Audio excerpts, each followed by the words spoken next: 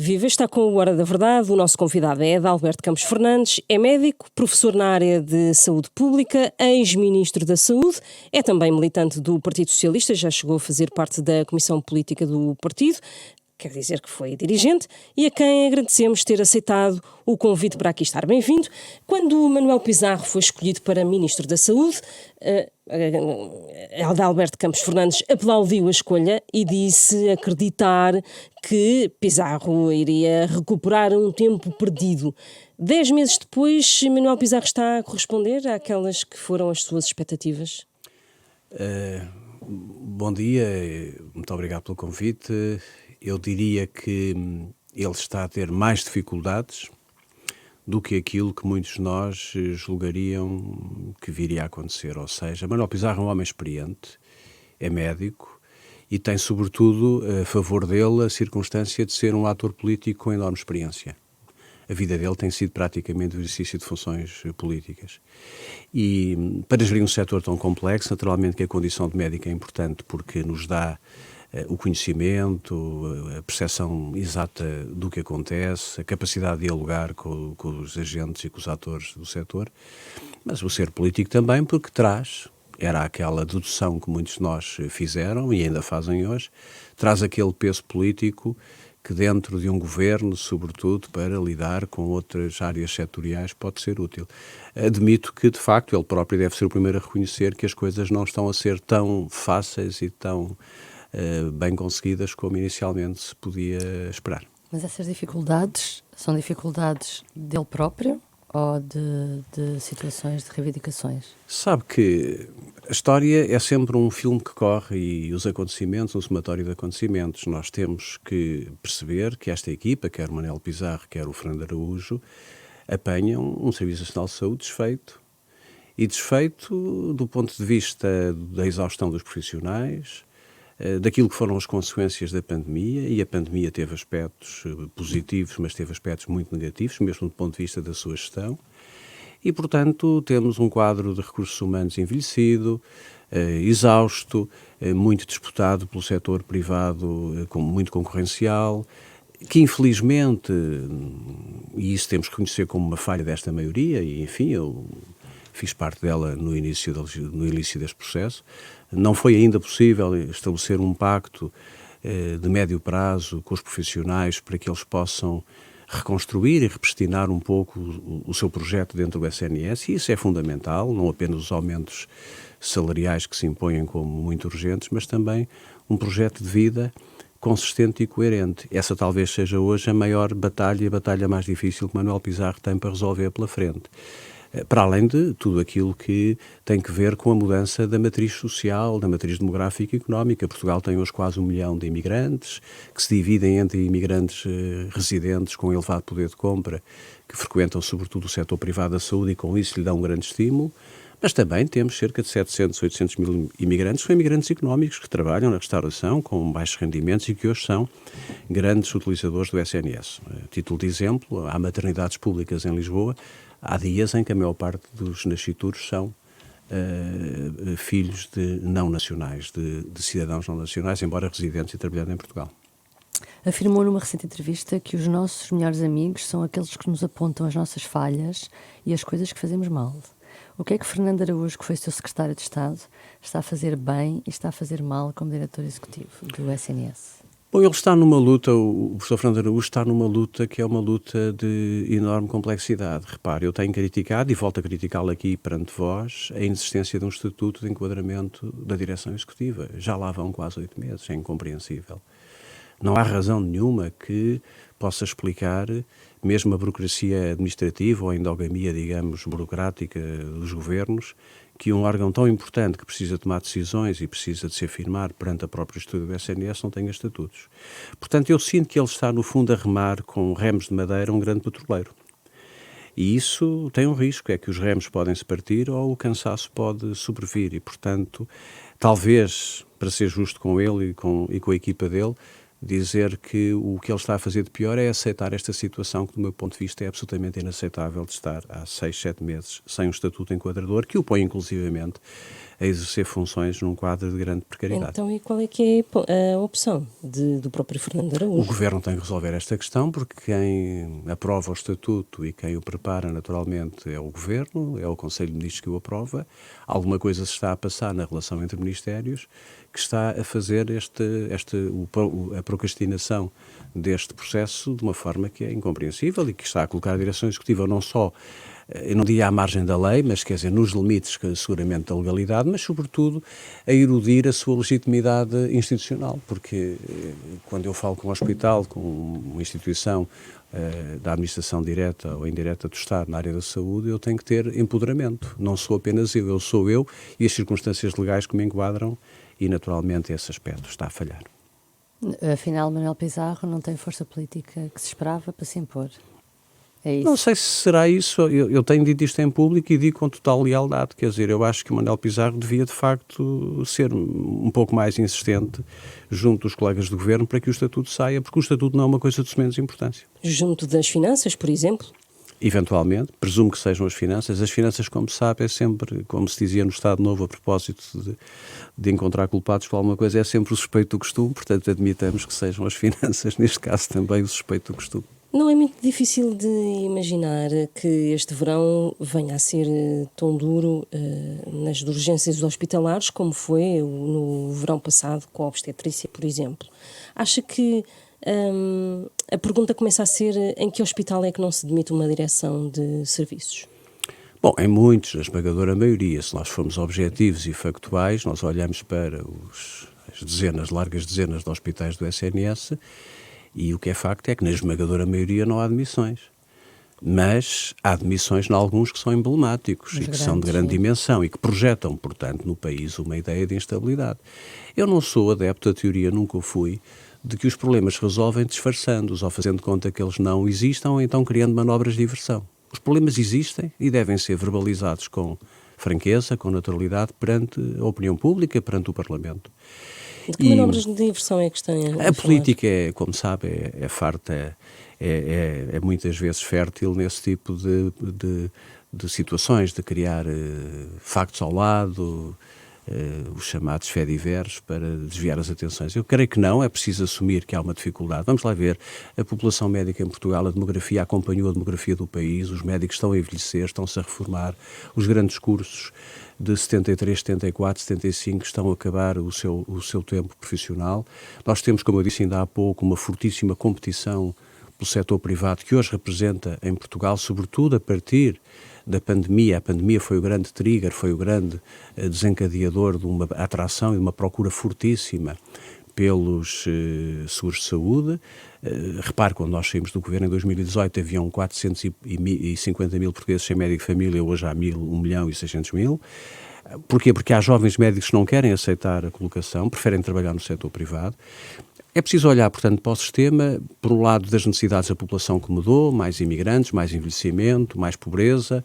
É preciso também ver que a combinação entre público e privado é hoje uma realidade totalmente diferente do que era há 20 anos atrás e, portanto, olhar para o sistema numa lógica de flexibilidade e de adaptação e sem aquilo que me parece que já vai há tempo demais, longe demais, que é uma rigidez dogmática e quase, eu diria, fundamentalista de que o público é muito mau ou é muito bom, o privado é muito bom ou é muito mau. Repare, Fernando Araújo e Manuel Pizarro, nesse aspecto, têm dado sinais de que se focam muito no interesse das pessoas em primeiro lugar e menos nessas incidências de disputa mais ideológica e mais dogmática, nomeadamente agora com a colaboração do setor privado nas gravidezes não complicadas. Olhos essa opção da direção executiva de recorrer aos privados no caso do fecho do bloco de partos ou de urgências durante o verão? Repare, façamos este exercício. Nós todos aqui neste estúdio pagamos impostos, diretos e indiretos. Ou seja, nós somos financiadores do sistema de saúde e do Serviço Nacional de Saúde. Não temos nenhuma culpa das disfunções, dos problemas, das crises de gestão e de organização. Nós temos direito de aceder a cuidados de saúde em tempo e em qualidade. Sendo assim, ao Estado cumpre dar respostas. Se as puder dar sempre no melhor tempo e na melhor qualidade no Serviço Nacional de Saúde, os portugueses desejam isso e não têm nenhum aspecto contra essa intenção. Mas se, porventura, por qualquer razão, o hospital da minha zona falha, eu não tenho médico de família no concelho onde vivo, eu não posso ficar sequestrado de guerras ideológicas. O Estado tem a obrigação de me dar uma resposta porque eu cumpro as minhas obrigações fiscais. Eu pago os impostos. Eu estou exposto a uma carga fiscal que é de facto excessiva, que compara, por exemplo, com países do Norte da Europa, mas nos países do Norte da Europa os cidadãos não se importam de pagar impostos por uma razão simples, têm devolução de serviços. E serviços públicos. Ora, o que o cidadão português quer é que, pagando os impostos, tenha direito a ser ressarcido e a ter devolução dos serviços públicos. Os serviços públicos têm que funcionar bem. Mas no caso da saúde, uma doença não espera pelas reformas políticas nem pelos acordos políticos. As doenças estão aí. Repare, a forma como a pandemia se desenvolveu em Portugal conduziu a um excesso de mortalidade elevadíssimo, um dos piores da Europa, e nós estamos a ver em todos os hospitais públicos e privados, nos IPOs, a chegada aos hospitais de doentes com diagnóstico de cancro em estadio muito elevado, muito avançado, quero dizer. Portanto, pensemos nas pessoas, em primeiro lugar, e deixemos as questões do debate político ou ideológico. Mas isso só levanta uma questão, isso, a médio prazo não vai haver uma transferência. Começa a haver uma transferência de doentes para o privado, já há dificuldades de contratação de médicos para o público, portanto daqui a alguns anos será irreversível a degradação do SNS. E porque os hospitais privados, públicos vão ser substituídos por mas nós não privados. podemos, temos que encontrar uma solução, que é uma solução equilibrada, nós não podemos sacrificar as pessoas por causa da ideia que nós metemos na cabeça que o privado não pode ter sucesso, e que o privado é mau, e que o privado é uma coisa péssima. E que se nós damos mais doentes ao privado, damos cabo do Serviço Nacional de Saúde. Isso é absolutamente imoral do ponto de vista político e do ponto de vista social, eu diria mesmo que é inaceitável. O que cria essa situação, por exemplo, é a demora do Governo em negociar uma solução salarial, por exemplo, para os médicos. Quanto mais tempo isso demora... Tem razão, mas isso, acredito numa coisa que eu lhe vou dizer. A questão salarial é estratégica, mas não resolve o problema da falta concreta e objetiva de médicos em algumas especialidades. Como é que se resolve? Com o tempo, com a formação médica, naturalmente, com a substituição das gerações. Há uma substituição geracional que tem que ser feita. A formação médica em Portugal, um médico especialista pode demorar 14 anos a ser formado. Portanto, isto não é, digamos, tiro e queda, não se resolve de um dia para o outro. A questão é fixar também essas pessoas, porque muitos jovens médicos e especialistas depois querem mesmo ir para o privado ou mesmo emigrar. Repare, nós vivemos numa comunidade aberta de países, uma união livre. Hoje o nosso espaço geográfico é o espaço europeu. Todos nós temos casos pessoais dos nossos filhos ou das nossas filhas e de amigos que optaram por razões não económicas, mas por razões de projeto de vida ir para fora. Portanto, nós não estamos num mundo nem numa Europa de fronteiras fechadas. Esta ideia de que vamos colocar uma grelheta nos tornozelos dos médicos e com uma bola de ferro para prendê-los ao SNS e ao sistema português é uma ideia que eu diria que revela uma grande ingenuidade. Nós temos que criar dinâmicas de atração, de projeto, condições de trabalho, modernização dos hospitais, investimento, para que alguns médicos digam, não, eu até no setor privado poderia ganhar mais algum dinheiro, mas eu prefiro ter um projeto de continuidade, com diferenciação, com crescimento profissional, fazendo coisas que normalmente o público tem mais do que tem o privado, a complexidade das situações, a diferenciação. É preciso fazer... A reforma de um sistema de saúde é uma renda de birlos. Não é algo que se chega e diz assim, agora tenho aqui um PowerPoint e vou fazer uma reforma. Isso é propaganda. É algo que se faz aqui, em todos os países da Europa, demoram 5, 10, 15 anos a ser feito. E o que é que acha que está a acontecer, por exemplo, com a direção do Serviço de Obstetrícia do Hospital de Santa Maria foi afastada. O diretor clínico do Hospital de São José foi exonerado também. Há aqui, nesta fase, uma espécie de purga também? Não. É preciso não conhecer as pessoas que estão em causa e eu tenho que fazer essa justiça. Conheço bem que era presidente do Central, a Rosa Matos, que era presidente de Santa Maria. Eu diria que é até ofensivo falar ou insinuar esse aspecto de purga. Creio que as motivações são diferentes, as razões são diferentes. Em São José é uma questão estritamente pessoal, portanto, de relacionamento pessoal. E isso são coisas que acontecem nos hospitais, nas empresas, nas rádios, em qualquer outro sítio. No caso de Santa Maria é diferente. O hospital tomou a iniciativa e bem de construir. Repare, eu fui presidente de Santa Maria em 2005, já lá vão tantos anos. Eu, nessa altura, tinha um projeto de fazer a maternidade. Esse projeto foi desenhado. Passados 16 anos ou 17 anos, Finalmente há condições para ser feita uma maternidade nova de raiz, que implica o encerramento da atual para que a obra seja mais célere e mais rápida. Santa Maria ficará com a melhor maternidade do país. Mas não vale a pena iludir outra questão. Santa Maria tem poucos obstetras, tem obstetras também com uma idade muito avançada, muito diferenciados, muito capazes, muito competentes, muito sobrecarregados e, portanto, estas mexidas ou estas alterações criam alguma tensão interna, alguns problemas que têm que ser resolvidos no quadro do diálogo, ouvindo sempre os médicos, porque os médicos, os enfermeiros e os outros profissionais são o principal ativo de um sistema de saúde, público ou privado, quer dizer, eles são fundamentais, têm Mas que o vir que ao se diálogo. verifica em Santa Maria é uma espécie de guerra entre médicos, não é?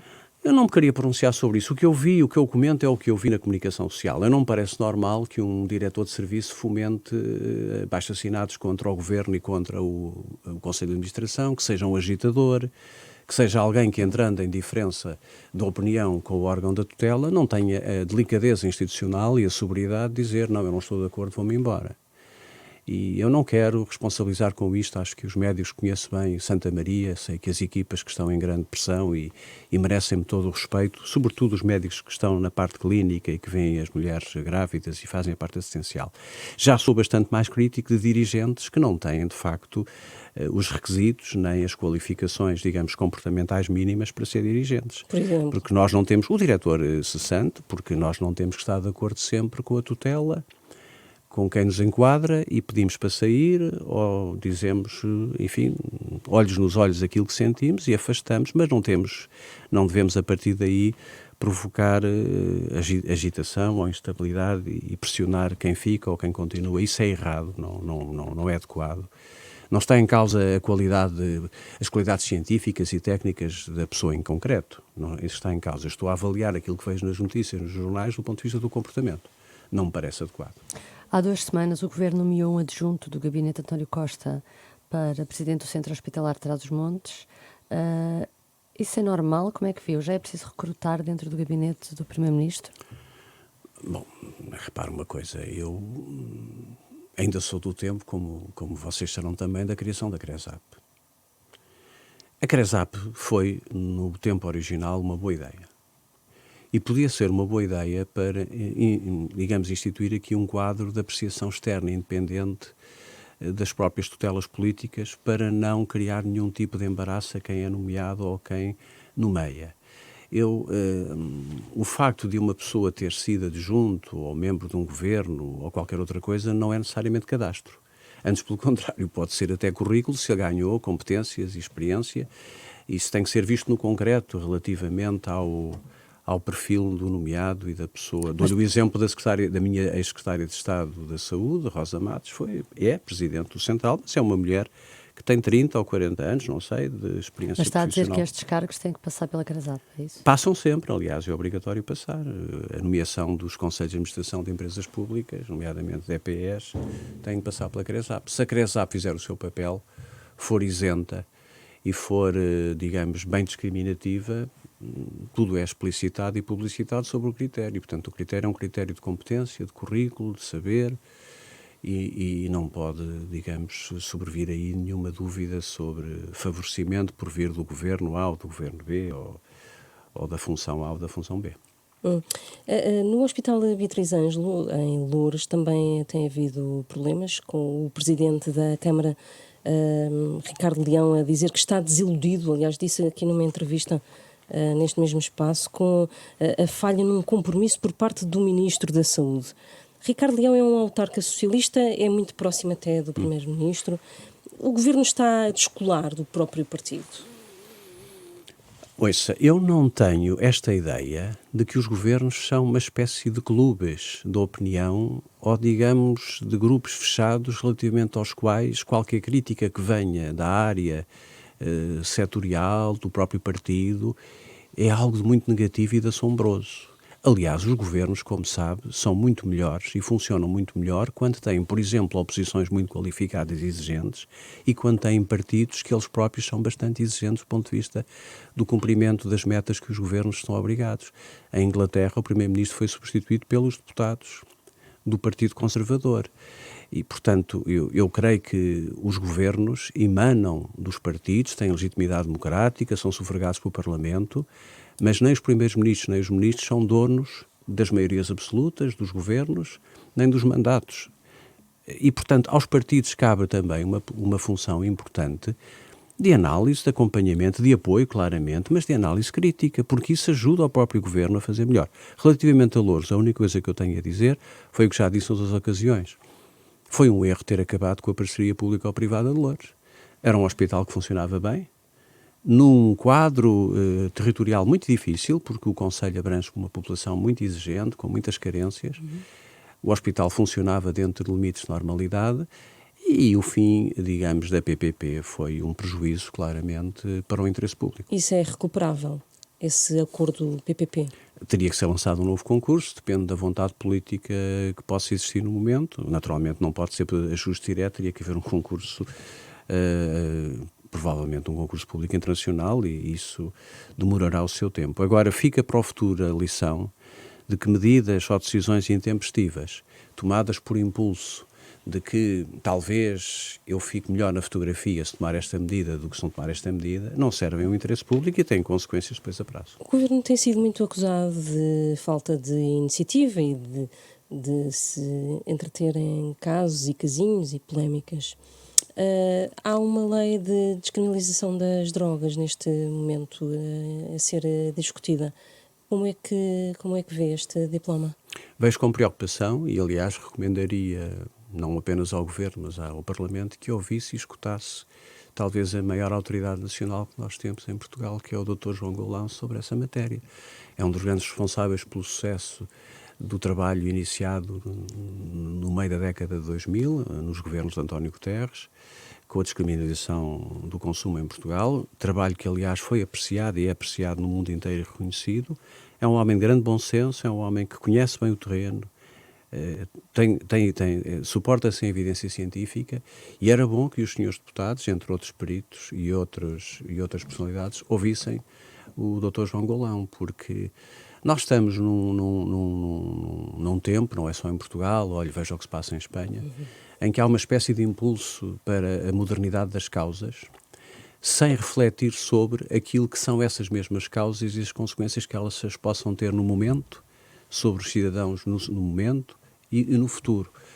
E há que contrabalançar essa vontade e esse impulso político, muitas vezes, que é generoso, é voluntarioso, com aquilo que a prudência do conhecimento científico e da evidência traz, e que, para temperar esse tipo de impulso. E sobretudo com o problema de que as drogas sintéticas estão a trazer à Europa e não só. Claro, mas quer dizer, o que está a dizer apenas reforça a minha convicção de que, sendo o problema tão evidente do ponto de vista do que está a passar no mundo, nos Estados Unidos e na Europa, sendo a evidência disponível científica tão incerta e insegura, nesta matéria em concreto valia a pena ter alguma prudência e não dar passos maiores do que a perna. Acha que neste caso está a haver uma instrumentalização política de um tema para desviar as atenções? Lá está, falávamos há pouco da questão do desviar das atenções. Eu não acompanho muito este modo de fazer política, se é esse o facto, não acredito que seja, de que para esconder um problema inventa-se um problema ao lado. Eu acho que isso é absolutamente surrealista e acho que a geral dos cidadãos nem sequer consegue acompanhar. Eu acho que não é um problema artificial, é um problema real. A lei, o projeto está no Parlamento, tem que ser discutido, tem que ser ponderado. E responsabiliza naturalmente os deputados que o aprovarem para as consequências presentes e futuras, e por isso ouvir em espectro alargado os diferentes especialistas, nomeadamente este que eu acabei de referir, parece muito adequado. Vamos a avançar para o Governo, agora que já estamos realmente a falar sobre essas outras questões. Acha que está afastado o fantasma da dissolução do Parlamento, pelo menos até às eleições europeias? Eu creio que isso, verdadeiramente, como diz e bem, sempre foi um fantasma. Eu em nenhum momento acreditei, faço parte daquele grupo de portugueses que sempre acreditou que não haveria nenhuma razão objetiva, sólida, forte, que justificasse a utilização ou o recurso, como se costuma dizer, por parte do Presidente da República, à bomba atómica. Acho que, apesar de termos a maioria absoluta mais instável que nós conhecemos, todas as maiorias absolutas que tivemos, no seu primeiro ano de vida. Isso não me parece matéria suficiente para pôr em causa uma legitimidade eleitoral que tem pouco mais de tem 1 ano e meio, nem é 1 ano e meio terá chegado, e portanto, dar espaço, e quem tem o poder de dissolver a Assembleia da República, o Presidente da República, dar espaço ao Governo para fazer os ajustamentos que se impõem e não estarmos a precipitar uma crise política seríssima e muito grave de resultados muito incertos. Portanto, eu diria que houve aí um excesso de utilização dessa ameaça, dessa figura, um bocadinho a história do Pedro e do Lobo, não é? Mas não parece que a ameaça estivesse muito próxima da realidade, como não me parece que esteja neste momento. O Primeiro-Ministro desvalorizou a demissão há poucos dias do Secretário de Estado da Defesa, constituído arguido num caso de alegada corrupção, dizendo que não é isso que preocupa neste momento as pessoas. O que lhe pergunto é, António Costa está desligado da realidade? Eu isso não sei. Nós temos aqui, sobre estes aspectos, mesmo dentro do Partido Socialista, e eu falo com muita gente, e eu próprio tenho o meu pensamento sobre isso, temos visões diferentes sobre como é que se conduz, como é que deve ser conduzido o processo político em Portugal e como é que as instituições devem ser governadas. Há uns que dizem que o povo apenas se interessa por questões muito concretas, o rendimento, o emprego, a inflação, a educação, a saúde. Isso é um argumento que pode ser perigoso, porque leva a supor que os fins justificam os meios e que a forma não tem nenhuma importância em política, ou seja, não importa o que eu faço, como faço, desde que eu dê alguma coisa no final em termos de resultados. Eu não acompanho esse tipo de abordagem. Eu acho que as instituições têm que ser prestigiadas. Eu acho que a democracia é algo muito sério para ser, digamos, aligeirado. Os checks and balances devem funcionar. Nós devemos ter instituições que se controlam mutuamente e que não se, digamos, desvalorizam ou justificam mutuamente. É bom ter um Presidente da República, digamos, distante, por vezes, austero, até crítico, porque a palavra de um Presidente sempre teve, e no enquadramento constitucional português, um grande peso, e é um contrabalanço, lá está. É bom ter um Parlamento muito ativo, mesmo num quadro de maioria absoluta, com uma oposição muito competente, e uma oposição que critica a forma e o processo, e deve fazê-lo, pois claro, se o Ministro faz uma coisa mal feita ou diz alguma coisa que não devia ter dito, tem que ser politicamente criticado, mas que sobretudo é proponente. Repare, recentemente o PSD apresentou um pacote para a saúde. Eu sou dos que digo que valia a pena discutir com o PSD coisas que o PSD apresentou, como aliás coisas que o próprio Partido Comunista tem apresentado também, propostas, eu não quero chamar coisas a propostas concretas, e essa é a obrigação de um governo, mesmo a maioria absoluta, porque algumas das propostas que o PSD apresenta, a Iniciativa Liberal e o PCP, são boas ideias. E, portanto, uma oposição competente do ponto de vista das causas, das propostas, faz um governo melhor. Mas a oposição não se pode resignar a que, se há comportamentos que são inadequados ou há condução política do governo que é inadequada, não se pode afastar da crítica, tal como o Presidente da República. Portanto, nós ganharíamos muito se repristinássemos um pouco a ideia de que o nosso objetivo é entregar resultados. No final da legislatura vamos ver como é que está a educação, como é que está a saúde, como é que está a economia, como é que estão os impostos. Muito bem. Mas termos uma ideia de que o Estado se constrói todos os dias. E, portanto, esta ideia de que, pronto, ok, amanhã é outro dia, vamos agora falar de outro assunto, isto agora não interessa aos portugueses, nós não sabemos verdadeiramente o que é que interessa aos portugueses. Quer dizer, eu não sei, os portugueses presumo que querem ter uma vida melhor. Acha então que foi uma certa arrogância da parte do Primeiro-Ministro reagir daquela forma? Eu acho que as maiorias absolutas todas, mesmo as do meu partido, têm um risco. Sobretudo quando a oposição é fraca. Qual o risco? De arrogância? Que é o excesso de confiança.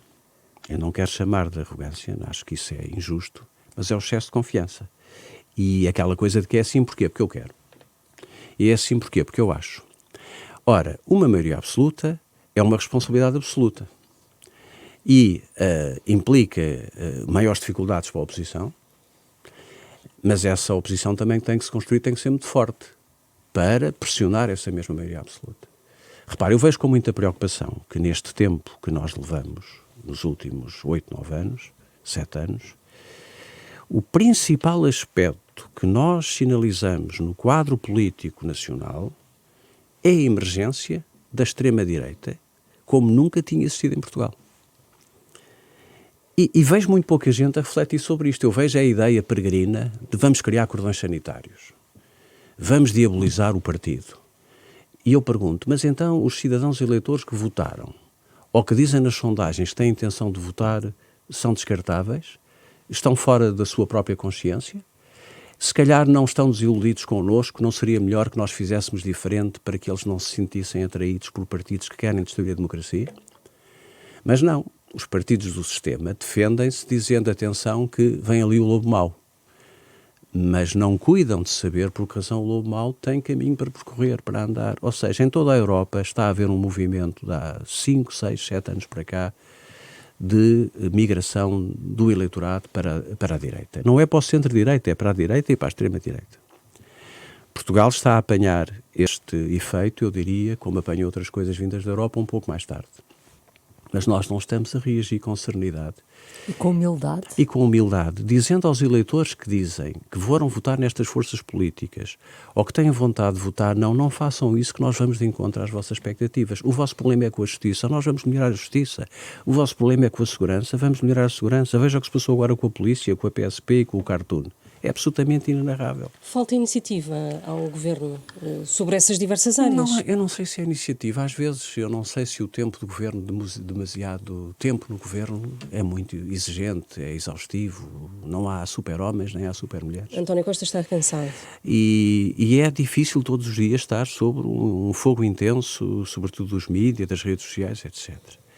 Mas há um sinal no horizonte da política portuguesa nos últimos anos que é preocupante, é que parece que se perderam aqueles pontos de referência essenciais, fundamentais, que definem um regime institucional.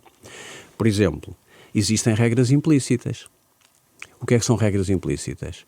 São regras que fazem parte de um código democrático, republicano, daquilo que deve ser feito e não deve ser feito, deve ser dito ou não deve ser dito. Por exemplo, um ministro não deve criticar de uma forma inadequada aos deputados. Estamos a falar de Pedro Adão e Silva. Com certeza. Um relatório de uma comissão parlamentar de inquérito reporta e relata, não omite. Mas isto passa-se com a oposição e passa-se com o governo. Também poder-se-á dizer, eu não sou titular de um cargo político, posso dizer que os deputados, em alguns aspectos, talvez tenham ido além daquilo que seria adequado num quadro institucional democrático. Mas eu não sou membro do governo, posso fazê-lo. Há aqui, de facto, um conjunto de regras que existiam e que não tem nada de perspectiva conservadora da sociedade. Porque eu pessoalmente acompanho os institucionalistas que dizem que a democracia, no dia em que perder os seus pilares fundamentais do institucionalismo, destrói-se. Porque não pode ser um exercício de entretenimento. A democracia não é um exercício de entretenimento, tem regras. E regras que são escritas algumas e outras são não escritas. Dependem muito dos atores, dos protagonistas. Eu acho. Mas porquê que acha que se perdeu essa noção dessas entrou-se regras? num registro de política que, por vezes, me parece excessivamente à vontadinha. Não me levem mal a liberdade de linguagem, mas, quer dizer, a melhor imagem que eu tenho para definir é que é demasiado à vontadinha. E isso, confundir, por exemplo, popularidade com populismo, nunca deu bom resultado. Abdicar daquilo que são os deveres de recato, de institucionalismo, de regras, de contenção, de um certo sofrimento em silêncio, porque um membro do governo está exposto a críticas tantas vezes injustas, mas não pode discutir no mesmo plano essas críticas. Não pode estar a discutir, por exemplo, a responder aos insultos de que sofre nas redes sociais. Deve discutir aonde? No Parlamento. E deve discutir com urbanidade e com elegância, também como a oposição deve fazer o mesmo com o governo. Repara, há tempos atrás houve uma deputada que ofendeu a vice-presidente da Assembleia da República. Isto é absolutamente inaceitável. Ofendeu do ponto de vista pessoal. Acha que então há políticos que estão a fazer mal à própria imagem dos políticos? Não, eu creio que há vários aspectos. Vamos lá ver. Há políticos que têm um desprezo assumido e flagrante pela democracia, não gostam da democracia e usam as falhas da democracia para tirar disso vantagem. É isso que nós definimos como o populismo. Se eu vejo que alguma coisa falha na justiça e diz que o problema é que os tribunais são incompetentes, os polícias não são protegidos ou são atacados, se eu uso argumentos que são argumentos que tocam, digamos, na emoção das populações, das pessoas, sobretudo das pessoas mais frágeis, eu estou a ser populista, não estou a ser sério e, portanto, estou a provocar aqui até um dano moral na própria sociedade. Mas se eu, pelo contrário, tenho deveres institucionais e poderes institucionais e não os exerço, com aquilo que deve ser, não me levem a mal o excesso da expressão, o gravitas da função. Não faz mal a ninguém que em funções políticas de alto relevo, ministros, secretários de Estado, Parlamento, haja gravitas. E o que é o gravitas? Eu posso até ter, na retórica parlamentar, sentido de humor, isso aliás é exigível, é positivo. Quantos tribunos nós tivemos ao longo da história do Parlamento que eram, olha, estou-me a lembrar do Francisco Lucas Pires, por exemplo, que era um tribuno de exceção, com grande qualidade e com uma capacidade, com uma inteligência sublime. Mas não devemos ultrapassar as fronteiras do ataque pessoal, da falta de educação, da buçalidade, da agressividade, como também não devemos fazer do exercício político um ato de entretenimento puro. Porque entretenimento nós encontramos noutro sítio, não é? Em relação ao regresso de Pedro Nuno Santos ao Parlamento e aos holofotes mediáticos, vem mudar alguma coisa no Partido Socialista? Pedro Nuno Santos é o salvador do partido a prazo ou vai ter que esperar um pouco até lá chegar? Vamos, se me permitem, separar essa análise em dois pontos. Pedro Nuno Santos é um homem com enormes qualidades de liderança política. Ele claramente tem, a política corre-lhe nas veias. Ele tem magnetismo, ele mobiliza... Tem grávidas, estávamos a falar disso. Não, tem grávidas, tem sobretudo magnetismo. Ele é uma pessoa que facilmente reúne adeptos e as pessoas vão atrás dele, porque é aquilo que os líderes muitas vezes nós não sabemos caracterizar, mas que têm. Carisma. Outra coisa é saber qual é o posicionamento político de Pedro Nuno Santos e o que é que ele pretende fazer para o futuro do Partido Socialista. Mas o futuro do Partido Socialista, com os dados que nós temos hoje, será discutido a partir de 2026, porque nós temos um secretário-geral e temos um primeiro-ministro em funções. Portanto, eu acho que estar a discutir agora a sucessão de António Costa ou o novo secretário-geral parece-me manifestamente prematuro. Antes de 2026 não se fala de... não se vai concretizar nada. Admitamos que em 2025 se comecem a fazer algumas movimentações, no caso do próprio secretário-geral atual dizer eu não vou continuar. Pronto, e então há que preparar e ver quem são as alternativas melhor colocadas. Outra coisa é saber o que é que Pedro Nuno Santos quer para o país e para o partido. E isso nós ainda não sabemos muito bem. Enfim, é um homem inteligente, é um homem bem preparado, mas provavelmente menos social-democrata do que muitos dos sociais-democratas que estão dentro do Partido Socialista. Ele defende talvez uma forma de socialismo democrático diferente de muitos outros que estão dentro do Partido Socialista. Mas isso é uma conversa... É o que está a querer dizer. Não, o Partido Socialista é um partido de centro-esquerda e basta olhar para aquilo que foi o trabalho dos seus fundadores e relembrar o papel e o contributo de Mário Soares em momentos muito difíceis da nossa vida democrática, a construção da democracia, a integração europeia, etc. Mas quer dizer, esse debate, vamos lá ver, o Partido Socialista não pode ser um partido de poder apenas.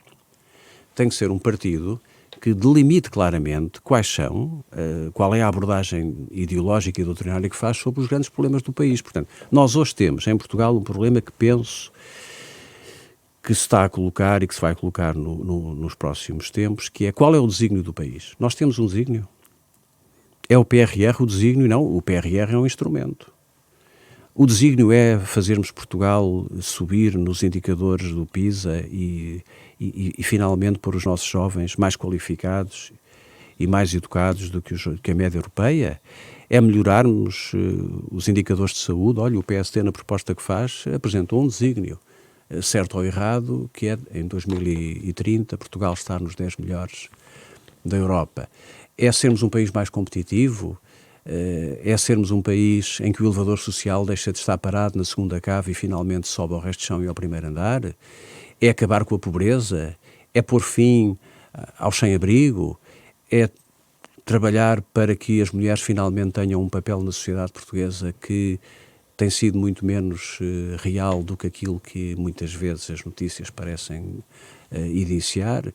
Isso são desígnios. Ora, os desígnios têm que ter subjacentes a eles princípios ideológicos, doutrina, ideias concretas, qual é o modelo social em que nós queremos trabalhar, qual é o modelo económico e qual é o modelo de governação institucional. Ainda não sabemos em relação a Pedro Nuno Santos, é o que está a dizer? Não, sabemos alguma coisa. O Pedro Nuno Santos, como lhe digo, é um ativo do Partido Socialista, como há muitos outros ativos, mas toda a gente diz, por exemplo, que ele é diferente do Fernando Medina. Toda a gente diz que há um confronto entre bastidores, entre um Fernando Medina mais moderado, mais próximo do centro, e um Pedro Nuno Santos mais agressivo, mais atraente até para um eleitorado que hoje se situa no Bloco de Esquerda. Há uma coisa que eu lhe garanto, e em política é muito difícil garantir alguma coisa a alguém, é que em Portugal, sempre que se abandona o centro, perdem-se eleições.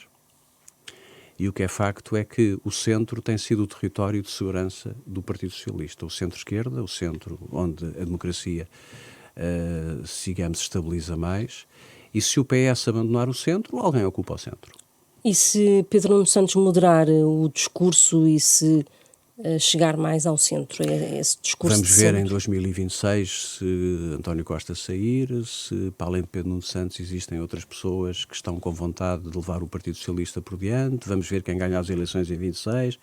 Neste momento estamos a falar de cenários. Daqui até 2026 é uma eternidade.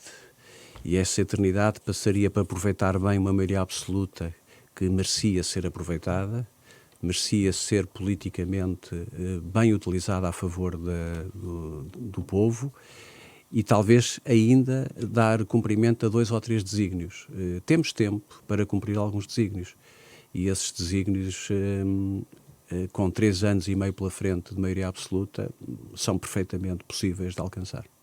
Deixe-me só questioná-lo sobre as europeias do próximo ano. Fala-se de, entre os outros nomes, de Marta Temido como uma das hipóteses para cabeça de lista. É nome que o entusiasma para esta corrida ou, em alternativa, para a Câmara de Lisboa para um combate? Bom, eu devo Carlos confessar Moedas? que eu sou município de Cascais e, portanto, voto no Conselho de Cascais. Portanto, nunca votaria Marta Temido, mesmo nunca que ela fosse candidata. votaria nem Marta Temido nem Carlos Moedas e, portanto, e não tenciono mudar de Conselho nos próximos tempos. Acho que isso é um juízo individual e pessoal e político e cabe ao partido, naturalmente, indicar o cabeça de lista, quer para um cargo, quer para outro, não é? Mas considera que o PS tem hipóteses de ganhar ou de reconquistar Lisboa e, eventualmente, até o Porto? Sim, o PSD também, quer dizer, depende de como nós chegarmos a 2025, à altura em que vão existir eleições autárquicas. Se os portugueses estiverem satisfeitos com a governação do país, com o seu rendimento, o seu emprego, a sua qualidade de vida, o partido do governo, quando vai a eleições municipais, não está em grande desvantagem. Se porventura acontecer o contrário, é historicamente reconhecido que nessas eleições intercalares, quer nas europeias, quer nas municipais, nas autárquicas, pode haver aquela coisa dos cartões amarelos e dos cartões alaranjados. Aí há fatores que nós não controlamos e eu não vejo que ao dia de hoje as condições para ganhar eleições estão igualmente repartidas pelos partidos todos. O PS tem a vantagem porque tem o poder. Se governar bem é uma vantagem incomensurável, porque de facto as pessoas não se vão sentir frustradas e vão sentir vontade de apoiar quem governa bem. Está terminado este Hora da Verdade. O nosso convidado foi Adalberto Campos Fernandes, ex-ministro da Saúde. Eu sou a Susana Madureira Martins e comigo esteve a jornalista do Público, Helena Pereira. Regressamos na próxima semana para o último episódio deste Hora da Verdade desta temporada.